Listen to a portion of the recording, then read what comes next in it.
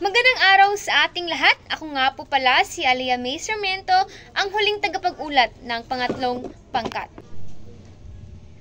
Ngunit bagong lahat ay nais ko munang ibahagi sa inyo ang ating mga layunin sa gabing ito. Una, natutukoy ang mga batayang simulain sa panunuring pampanitikan. Pangalawa, nabibigyang halaga ang mga batayang simulain sa panunuring pampanitikan na magagamit sa araw-araw. Pangatlo't panghuli, nakasusuri ng isang akdang pampanitikan.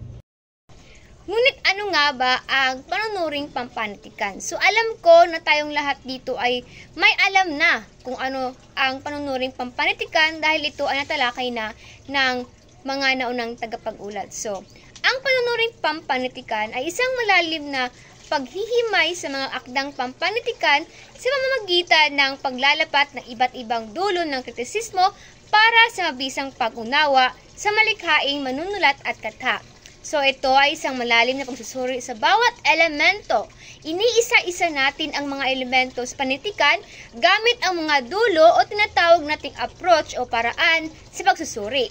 Ito rin ay isang pag-aaral, pagtalakay, pagsusuri at pagpapaliwanag ng panitikan. So, ang panunuring pampanitikan din ay hindi simpleng pag-aaral lamang, bagkus sinusuri natin ang mga akda upang higit na malaman at makita ang kahulugan na ito at ang higit sa lahat, ang aplikasyon nito sa ating lipunan.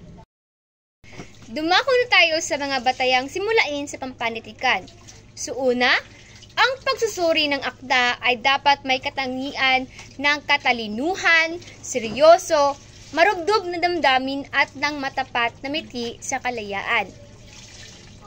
Sa pagsusuri, nararapat na ikaw ay may sapat na katalinuhan sapagkat ang gawain ito ay napakomplikado.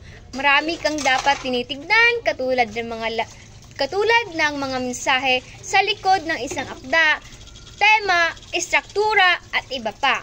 Bukod riyan, ito ay pag-aaral din na naghahanap ng hindi gaanong mabilis na nalaman at mga konsektong may kahulugan.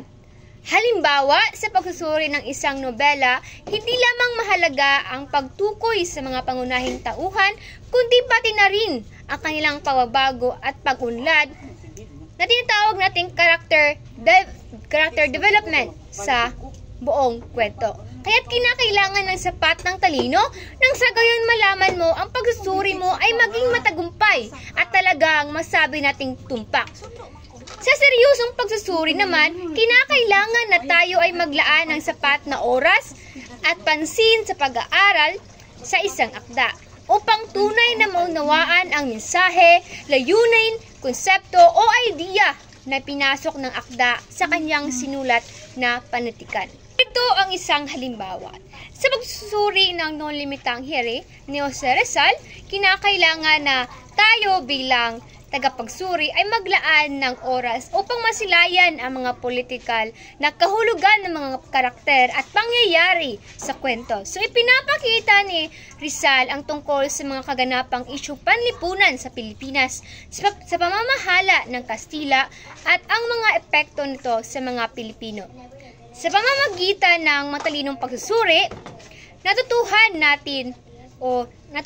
ng mga mambabasa na ang kwento ay hindi lamang isang kwento, kundi isang pagninilay-nilay sa kalagayan ng bansa at ang mga pagbagong ginawa ng mga Pilipino laban sa mga Kastila sa pagkamit ng kanilang kalayaan.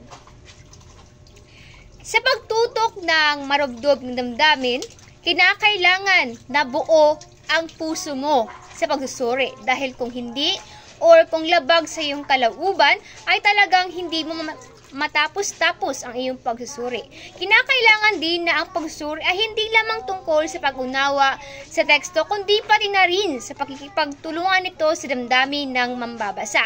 Sa pagsusuri din kinakailangan na ikaw ay matapat na nangangahulugang pagiging objektibo. So kung ikaw ay magsusuri ng isang akda, ay nararapat na hindi mo pinapairal ang iyong prinsipyo o emosyon. Natandaan na hindi ang kaalaman mo ang ibinabahagi o ipinapalabas mo, kundi ang totoong mensahe sa likod o nakapaloob sa isang akda. Pangalawa ay, sa pagsusuri ng anumang akda ay kailangang mahusay ang organisasyon o balangkas ng lahok. Sa pagsusuri ng anumang akda, ang mahusay na organisasyon o balangkas ng mga lahok ay isang pangunahing aspeto na nagbibigay kaayusan at pagkasunod-sunod sa iyong pagsusuri. Ito ay isang hakbang na nagbibigay gabay sa iyo upang maging maayos at masusing maipakita mo ang iyong mga obserbasyon at mga punto sa pag-aaral ng akda. Ang organisasyon na ito ay nagbibigay daan sa mga mambabasa o tagapakinig na mas lalo nilang maintindihan ang iyong pagsusuring ginawa. Pangatlo, sa pagsusuri ng anumang akda ay dapat magiging maganda ang paksa, may kalinisan ang wika at organisado ang paglalahad. Unang-una, ang magandang paksa. Ang magandang paksa ay nagpapalabas ng mga pangunahing temang tinatalakay ng akda. Ito ay parang ilaw na nagbibigay liwanag sa landas na tatahakin sa pagsusuri. Bukod dito, ang isang mahusay na paksa ay nakakapagdulot ng interes sa mga mambabasa o tagapakinig na nagbibigay inspirasyon sa kanila na pag-ukulan ng pansin at oras ang iyong ginawang pagsusuri. Ang magandang paksa rin ay nagiging pundasyon sa lahat ng argumento sa pagsusuri. Ito ang nagpapakita ng kahalagahan ng akda sa kasulukuyang panahon o sa lipunan. Pangalawa, ang kalinisan ng wika. Ito ay isang mahalagang aspeto sa pagsusuri ng akda. Ito ay nangangahulugan na ang iyong pagsusuri ay dapat isinasaalang-alang ang tamang paggamit ng gramatika ng wika, mga bantas, at pagkakaroon ng formalidad. Ang paggamit ng malilinaw at tumpak na mga pangungusap o gramatika ay nagpapahayag ng professionalismo at nagpapadali ng pag-unawa ng mga mambabasa. Kaya't narapat na hindi ka gagamit ng mga salitang hindi madaling maunawaan ng iyong mga tagapakinig o ng mambabasa. Dahil kung gagamit ka ng mga salitang hindi madaling maunawaan, ay tiyak na mawawalan sila ng interes o unawain ang iyong ginawang pagsusuri. Ang ikatatlo naman ay narapat na ang iyong paglalahad ay organisado. Ito ay tumutukoy sa maayos na pagkasunod-sunod ng iyong mga pahayag at idea sa iyong pagsusuri. Dapat itong magkaroon ng lohikal na pagkakaugnay mula sa simula hanggang sa wakas. Halimbawa, kapag pumipili ka ng mga bahagi ng akda na nais mong talakayin, kinakailangan mo itong gawin sa isang sistematikong paraan. Maaring ito ay isang pagkasunod-sunod mula sa mga pangunahing elemento ng akda tulad ng pagpapakilala sa tema, tauhan, pagtatalakay sa plot, pag-aanalisa ng istruktura at pagbibigay konklusyon. Sa ganitong paraan, ang iyong pagsusuri ay hindi magmumukhang kalat-kalat na impormasyon kundi magkakaroon ito ng malinaw na direksyon o tinatawag nating flow. Sa isang pagsusuri, maaari mong gamitin ang iba't ibang uri ng organisasyon depende sa iyong layunin. Halimbawa, kung ikaw ay gumagawa ng pagsusuri ng isang tanyag na pelikula, maaaring sundin mo ang kronolohikal na pagkasunod-sunod ng mga pangunahing pangyayari sa pelikula. Ang pagsusuri ng isang pelikula ay isang mahalagang aspeto ng pagsasalaysay at sining. So, upang maipakita ang kahalagahan ng tamang pagsusuri ng isang pelikula, narito ang ilang mga hakbang na maaari mong sundin. Unang hakbang sa pagsuri ay kinakailangan na unawain mo muna ang konsepto ng pelikula dahil wala kang magagawang pagsusuri kung ikaw mismo ay hindi mo alam kung saan patungkol ang pelikulang sinusuri mo.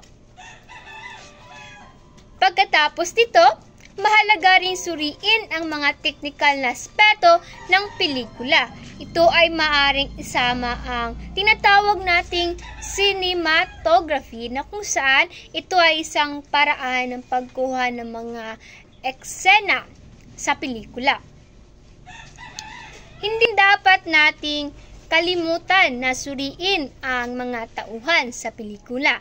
So, narito ang ilang mga katanungan na maaari mong itanong. So, gaano ba kagaling ang pagganap ng mga aktor?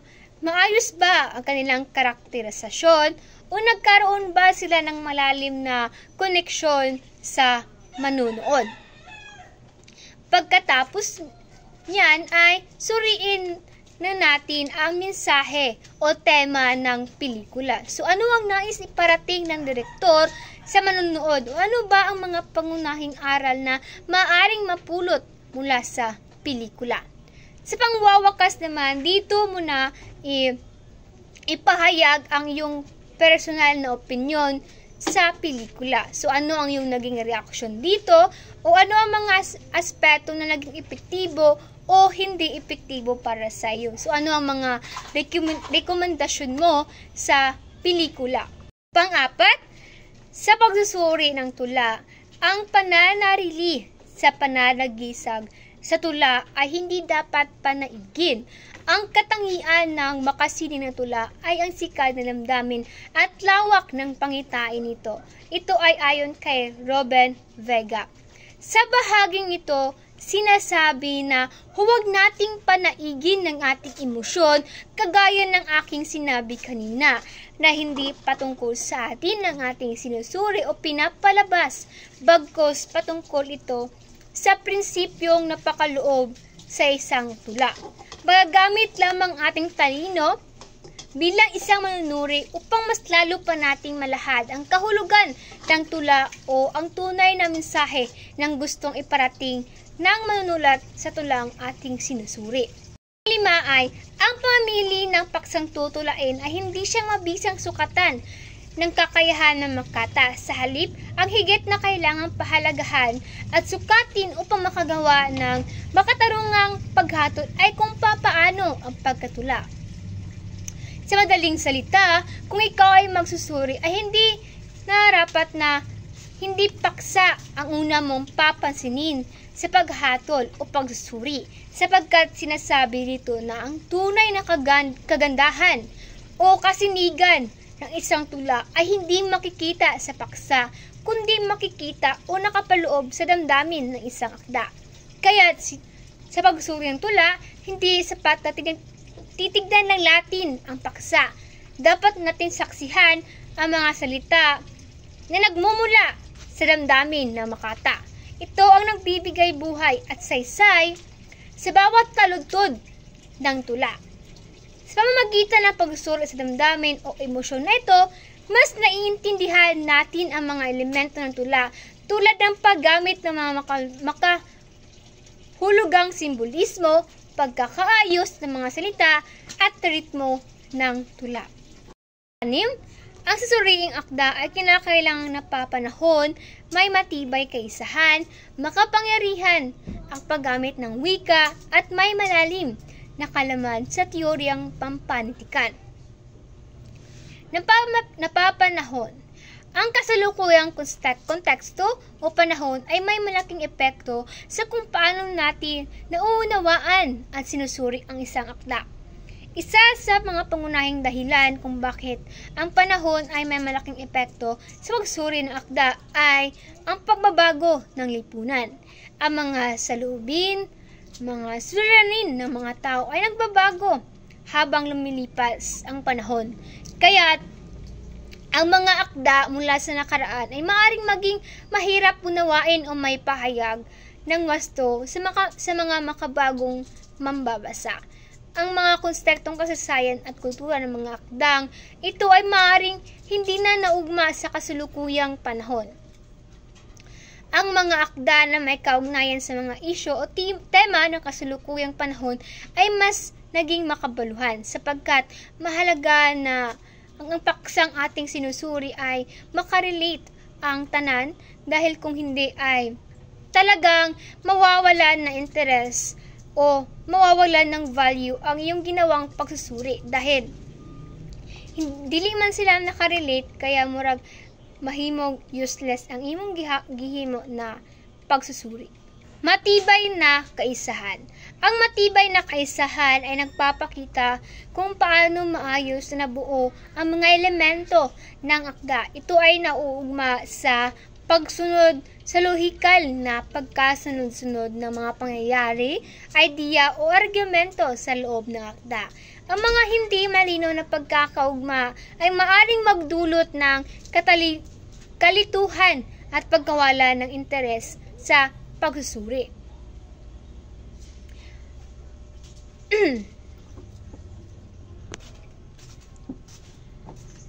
Makapangyarihang paggamit ng wika. So, ang wika ay isang pinakamahalagang kasangkapan ng manunulat. Ang isang makapangyarihang paggamit ng wika ay nagpapahayag ng mga ideya o emosyon sa epektibong paraan.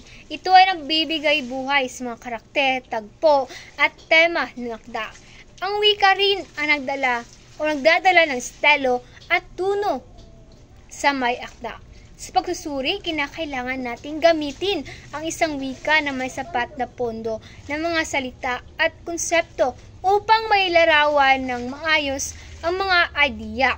Ang makapangyarihang wika ay nagbibigay daan sa atin na maipahayag ang masalimuot na mga kaisipan, pumupukaw ng emosyon at magbibigay ng epekto sa mga mambabasa o tagapakinig. Muli ay malalim na kaalaman sa teoryang pampanitikan. So, ang teoryang pampanitikan ay nagbibigay ng mga balangkas o konsepto na nagtutulong sa pagsusuri at pag-unawa sa mga akda. Marami ang mga teoryang pampanitikan. At ilan dito ay tinatawag nating existentialismo, humanismo, at realismo. Pag sinasabi nating existentialismo, ito ay sinusuri natin ang katauhan batay sa kanyang kilos, paniniwala, gawi, at paninindigan. Pag sinabi naman nating humanismo, ito ay sinusuri natin ang akda batay sa damdamin na namamayani sa tauhan at ang ipinapakitang paniniwala sa kagalingan ng tauhan. Sa kabilang banda, ang realismo naman ay higit na binibigyang pansin natin o pinapahalagahan ang katotohanan kaysa kagandahan. Nakatuon sa makakatuhanang paglalahad at paglalarawan ng mga bagay, mga tao at lipunan. Kung ikaw ay may maalam talaga sa mga teoryang pampanitikan, ay tiyak na magiging matagumpay at tumpak ang iyong gagawing pagsusuri. Panghuling batayang simulain sa pagsusuri. Ang susuriing akda ay kailangan nagpapamalas ng masinop na pag-uugnay ng mga sangkap ng pagsulat. Dito naman ay nararapat ng tagapagsuri ang makikita ang mga sangkap ng pagsulat tulad ng mga tema, estilo, at istruktura sa akdang susuriin. Dahil walang magagawang pagsuri kung ang mga ito ay hindi mo isaalang-alang. Mahalaga na ang susuring akda ay nagpapakita ng masinop na pag-uugnay ng mga sangkap ng pagsulat. Sa pamamagitan ng pagsuri nito, mas maunawaan natin kung paano nagkaroon ng kabuuang kahulugan ang akda. Sa pangkalahatan, ang panunuring pampanitikan ay hindi lamang simpleng pagsusuri. Ito ay isang proseso ng pagtuklas at pag-unawa sa mga masalimuot na kahulugan at mensahe ng akda. Ito ay isang paraan ng pagpapahalaga sa kultura at sining sa ating lipunan at nagbibigay daan sa mga tagapakinig o mambabasa na mas malalim na maunawaan o mas malalim pa nilang maunawaan ang mga akdang pampanitikan na nagpapahayag ng iba't ibang aspeto ng tao at lipunan. At doon lang na natapos ang ating talakayin. Naway kayo ay may naintindihan sa aking paksang ibinabahagi. Maraming salamat at magandang gabi.